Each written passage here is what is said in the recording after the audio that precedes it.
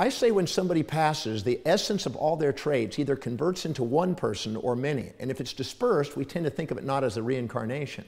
If it is concentrated, we tend to think it's almost like a translocation or a reincarnation. But what it is it's complete redistribution of the life of the individual, the energy, and it's not gone, it's transformed. And it's not something mystical, it's something very practical, something demonstratable, reproducible, and people can experience it, and it sets people free. Instead of having days, weeks, months, or years of remorse and bereavement and grief and sorrow over a death of something we've been infatuated with, there's a way now of feeling the presence of the person, honoring the transformation, knowing the laws of the universe about energy being conserved, and experiencing intelligence and information that's conserved with it. And it's really shocking for a person who's never seen this, but when we do it on a daily basis or a weekly basis in the programs, it's heart-opening. It brings tears to the eyes, and it helps people make the transition. I see that it's absolutely insane to think that we have to go through remorse, bereavement, grief, and sorrow over death now with this new methodology. And I guess that's why I like to travel and try to help share it with people, because people can now have that philosophical understanding and experience it live. I think that God is the synthesis. In quantum physics today, Richard Feynman describes that there's fermions, which are particles, you might say, of matter, and there are bosons, which are particles of energy that are messenger particles between the particles of matter. And you might say that when you see the particles of matter, the positron, the negatron, the positive and negatively charged particle nanoparticles, when you measure one or the other, you see polarity. But if you actually can get in between that and see the synthesis of that, the synchronicity of that, and come to a moment of presence, you transcend the polarities and you come to a higher state of order. And Albert Einstein said that boson particle of energy, that particle of light, is always present. It has no time. But the particles of matter live in time. They're spinning forward and backward in time. They create our memory and imagination, you might say. But the particle of light, which is a synthesis of those, it's the messenger between those, is always present. And when we, in our mind, come to a synthesis and synchronicity in our own mind, we have a moment of enlightenment instead of the moment of emotions. And I say that love and light are the synthesis and synchronicity of all complementary opposites and all complementary emotions, based on our perceptions of sidedness instead of wholefulness. Because man, his mind and body are, in a sense, finite through the senses, therefore it has what is known by the senses empirically. And then it has that which is beyond the senses. So it has a known and it has an unknown. It has a history and it has a mystery. It has that which is answered and that which is still questioned, that which is solution and that which is still problem.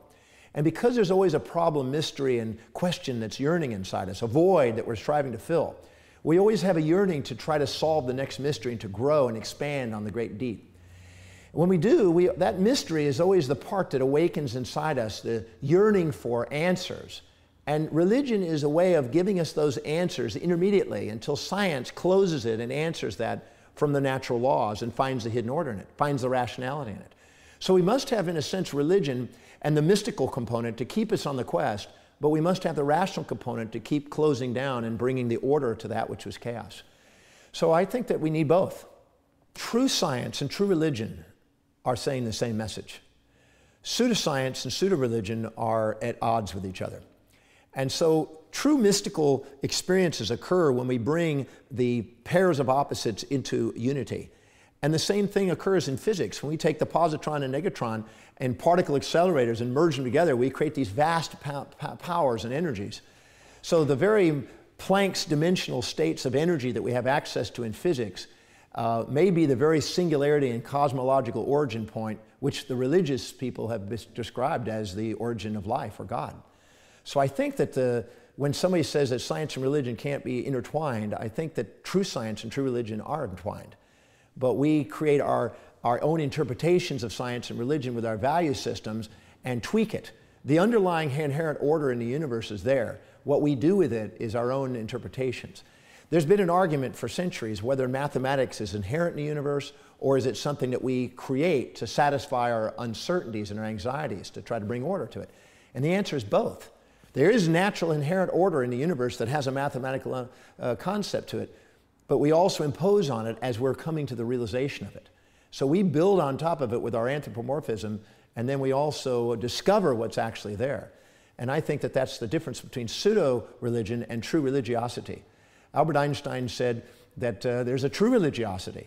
And I think it was Carl Sagan who said the mysteries as they really are and the magnificence of the universe as it really is more profound than all the fictions and fantasies that we impose on it.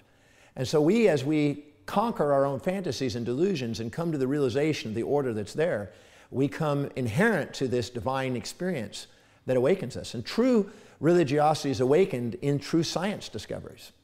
When a child goes through life with its set of values and wants immediate gratification and wants everything to support its values, and everybody supports it and makes it easy and protects it and does everything supportive to it, the child will grow slowly and be juvenile. If the child, that same child, is now being challenged and given accountability and given responsibility, it will tend to grow precociously. It's been shown that too much challenge will make it grow fast, too much support will make it grow slow, but a balance of support and challenge will make the child grow perfectly. When the child is looking for things to support its value and stays juvenile, and it wants everything to be exactly the way it wants, nature has a way of bringing into its life through family or friends or events that which challenges it to make sure it has a pair of opposites, the two. Now, what happens is in religions have a gradation of awareness. And religions that are basically seeking pleasure without pain, kind without cruel, happy without sad, positive without negative, and looking for things to support its values without challenge, they stay juvenile. And they're looking for and creating a divinity that basically protects it from its challenging moments that makes it grow. This type of religion, I think, is what leads to the idea that life is not fulfilling unless it's pleasure all the time. And as a result of it, since life has both, well, in the afterlife, it's finally going to get pleasure.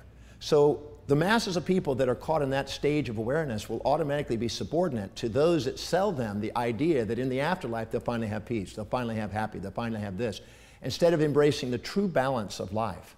The hidden order of life is always found when you embrace the two sides of life at the same moment. The true religiosity, the more mature understanding, is when you actually realize that life has support and challenge, and you need both of them to grow, and it's always got a pair of opposites, and this is something which we can call the perfection.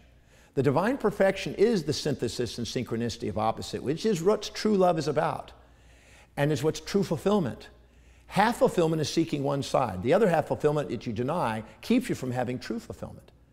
When you embrace the pains and pleasures, when you embrace the nice and the means, the kinds and cruels, the supportive and challenging, all the polarities at the same moment, you awaken yourself to the true order, and you don't become, in a sense, addicted to a fantasy in the afterlife that's going to rescue you from the truth that what makes you grow in this life. So I say that it's wisdom to embrace this now and see the divine perfection now and embrace the heaven and hell that we create in our own mind by desiring and separating the inseparables. By doing that, we embrace what's truly here, and there really is a magnificent order here.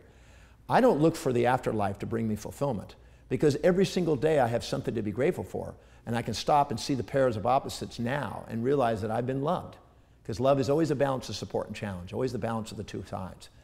And so I don't seek for it in the afterlife. In the process of doing it, I feel that the continuance, as I mentioned earlier, the continuance of life allows me to feel the fulfillment in whatever form my energy and my life and intelligence takes. When people